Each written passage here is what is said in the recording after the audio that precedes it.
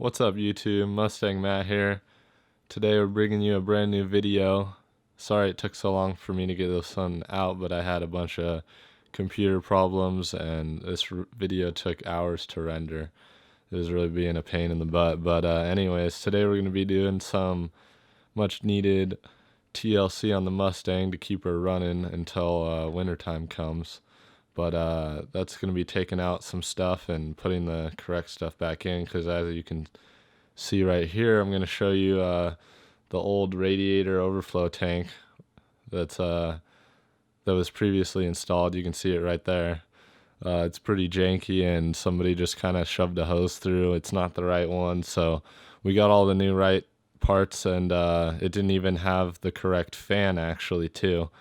The fan was actually a like 8-blade fan going, and it was going the wrong direction. It was pushing air onto the motor instead of away from the motor like it should be. So we got all that new stuff. You'll see it in this video. We're also doing spark plugs and spark plug wires, and we're starting by flushing the radiator.